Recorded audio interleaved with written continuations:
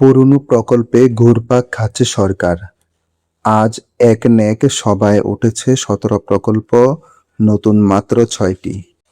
হামে আক্রান্ত সন্তান কোলে উদ্বিগ্ন এক মা, শনিবার মহাখালীর সংক্রামক ব্যাধি হাসপাতালে। হামের উপসর্গে একদিনে সর্বোচ্চ ১১ শিশুর মৃত্যু। দেশে হাম ও উপসর্গে মৃত্যু ২৫০ ছাড়ালো। মেহেদি নয়, রক্তে রাঙালো দুটি প্রাণ। যুক্তরাষ্ট্রে ২ বাংলাদেশি শিক্ষার্থীকে নৃশংসভাবে হত্যা। লিমনের লাশ পাওয়া গেলেও বৃষ্টির লাশ এখনো মেলেনি। সন্দেহভাজন খুনি গ্রেপ্তার। প্রতিদিনের বাংলাদেশ প্রতিনিধি সভার মিলন মেলা যেন বসন্তের জলসা।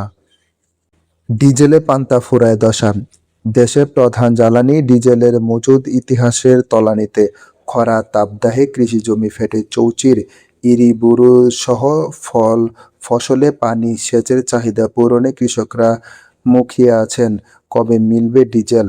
পরিবহন, বিদ্যুৎ খাত, দ্রব্যমূল্য সহ জীবনযাত্রায় সংকট। রাজনৈতিক শিষ্টাচার এবং ব্যারিস্টার জাইমার রহমান। রিজওয়ান রশিদের বানানো রেসিং কার চালিয়ে তরুণদের উৎসাহ দিলেন তারেক রহমান।